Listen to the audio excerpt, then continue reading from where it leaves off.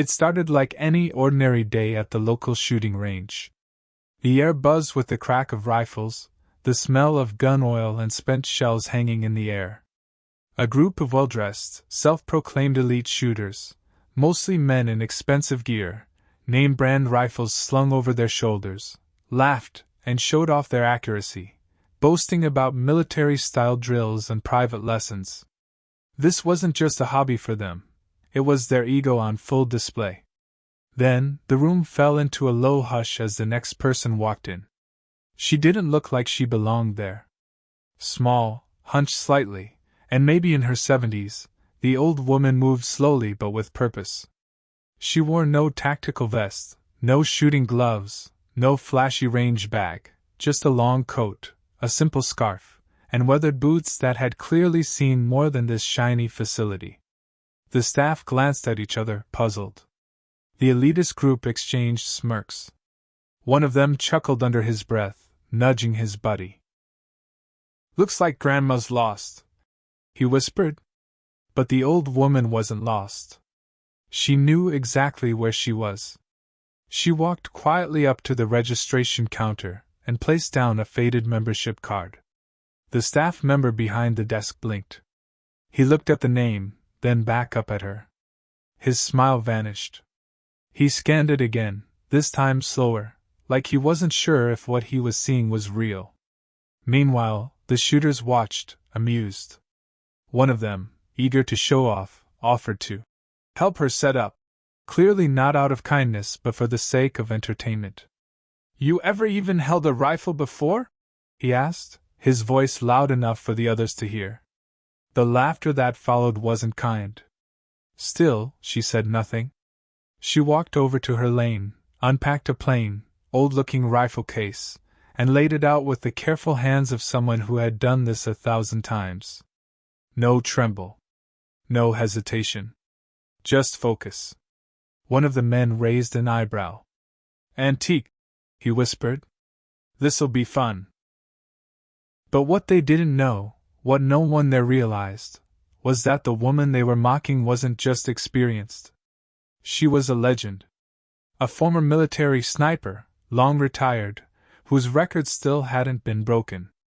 But the range wasn't ready for what she was about to do next.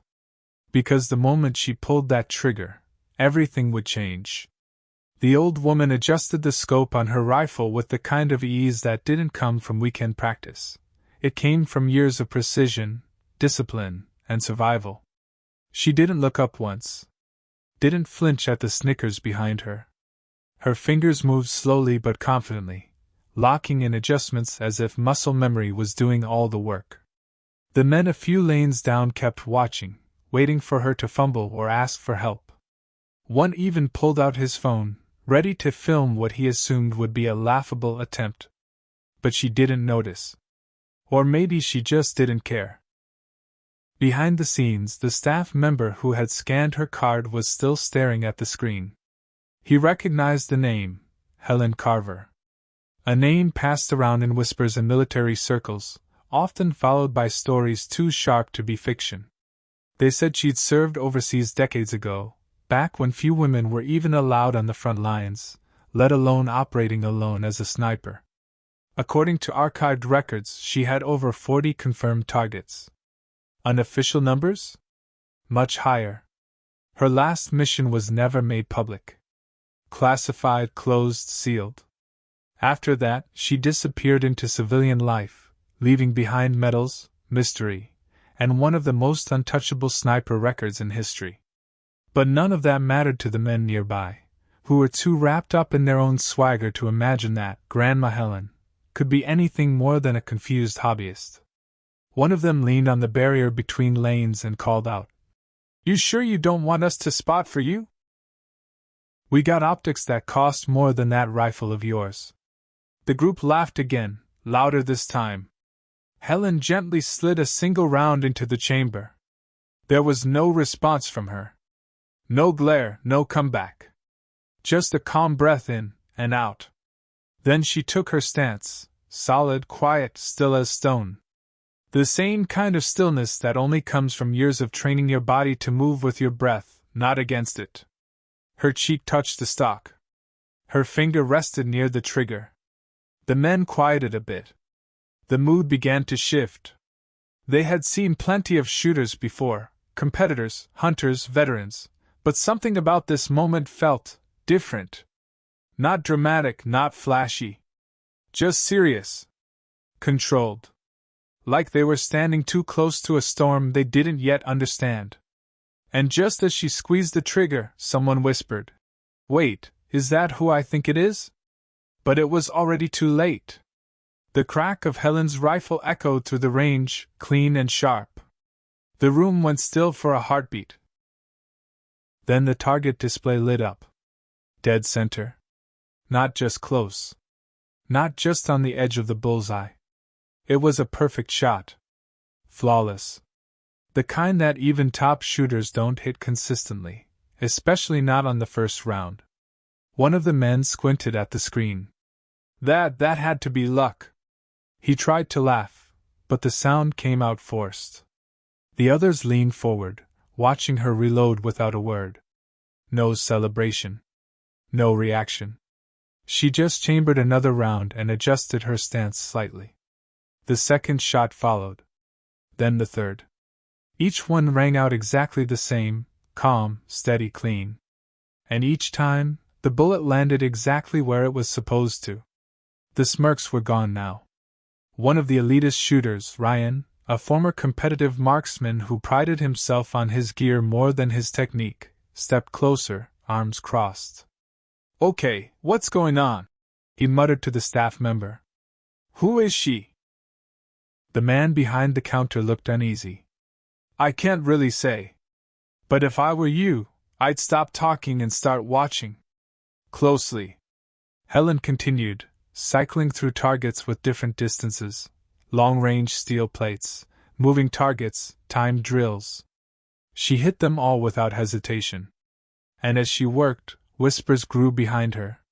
Someone had quietly pulled up a search on their phone, and fragments of information started leaking out. Military forums, old interviews, news articles buried in the archives. The name Helen Carver wasn't a myth, it was real. She was real. And she was right there, in front of them. The mood in the room shifted again, this time heavier. Respect was slowly replacing arrogance. But not for everyone. Ryan, still unsettled, walked over and said loud enough for others to hear. "Even if she was some big deal, that was a long time ago. Anyone can have a few lucky shots. Let's see her go head-to-head with real competition now." But deep down, even he knew luck had nothing to do with it. In the back corner, another subplot was quietly unfolding. A young woman named Jess, maybe 21, was watching Helen with wide eyes. She'd just started training at the range a month ago and had never seen anyone shoot like this, not even the paid instructors. Jess didn't say anything, but she reached for her notebook and started scribbling notes: stance, breath, grip, rhythm. Something in her had shifted. And while Helen didn't know it yet, this day would change more than just her reputation. It would change someone else's future. Ryan set down his custom-built rifle on the table beside him, frustration flickering across his face. The kind of man who thrived on attention, he couldn't handle the quiet awe that had now shifted toward Helen. The group that once laughed with him now stood silently, eyes fixed on the old woman who hadn't missed a single shot. He couldn't let it go. Not without trying to prove something. "All right then," he called out, forcing a grin. "How about a friendly challenge? You and me. One target, furthest lane. One shot each. Closest to dead center wins." The room stirred. A few heads turned. Someone even whispered, "He's serious?" Helen didn't look at him. She was adjusting her rifle bag, almost finished. She hadn't come here for a show. She didn't need to prove anything. But before she could leave, Jess stepped forward, speaking quietly.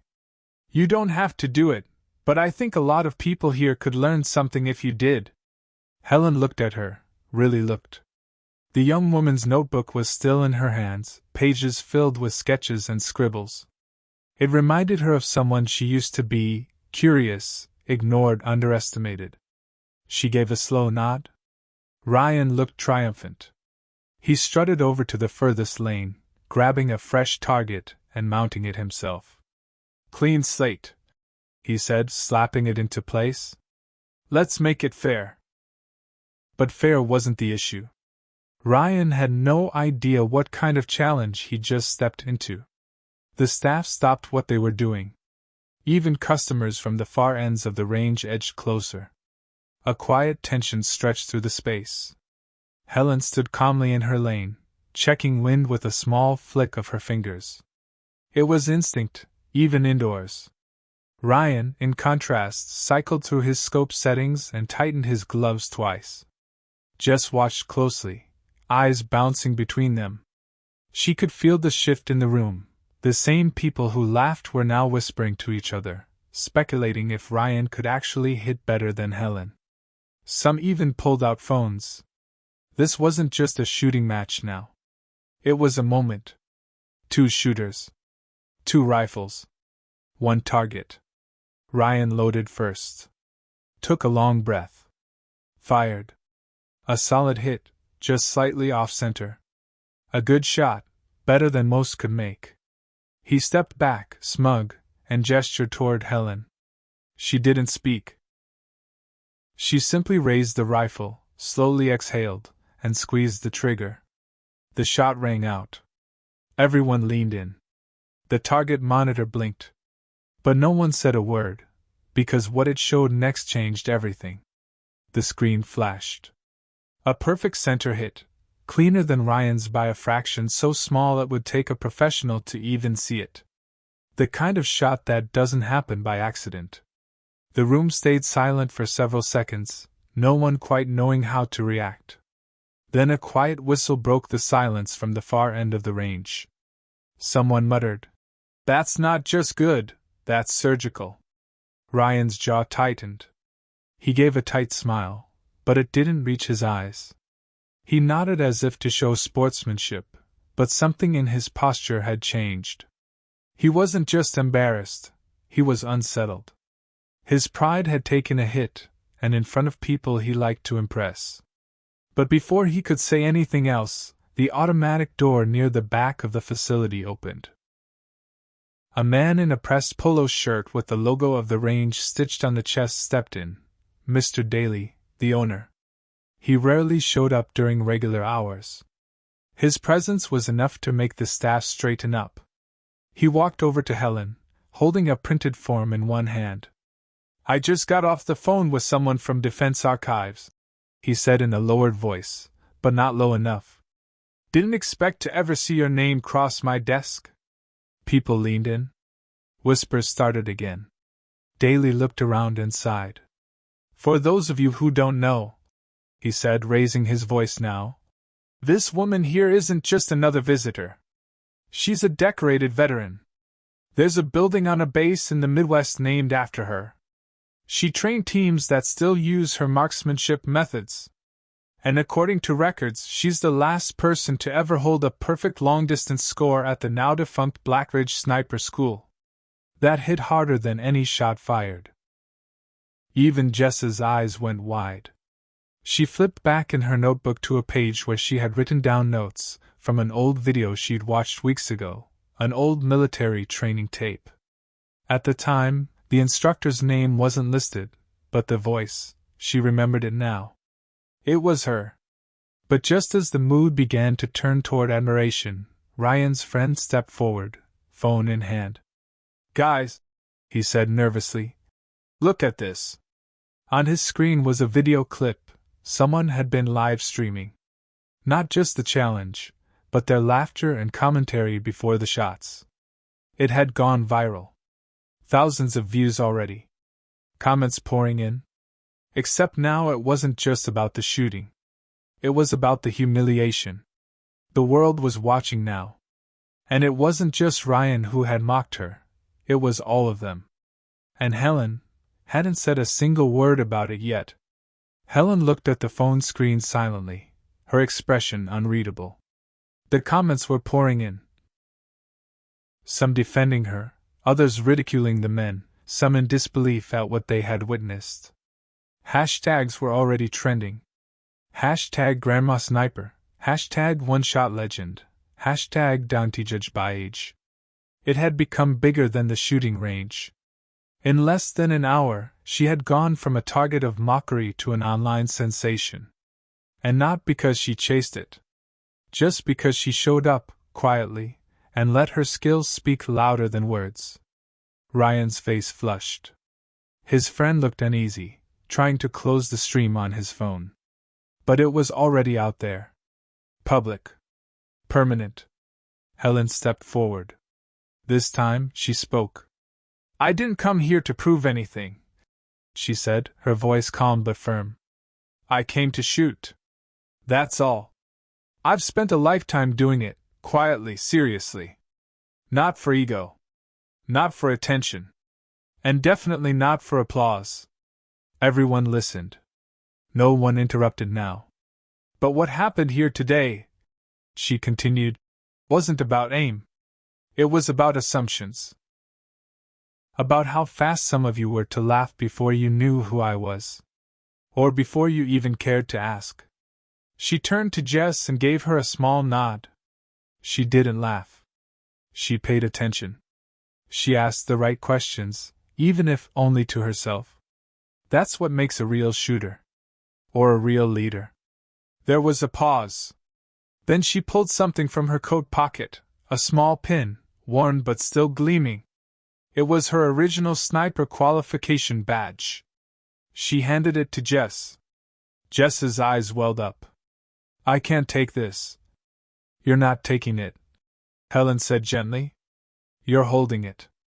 Until you earn your own. Gasps and whispers filled the room again, but this time with respect.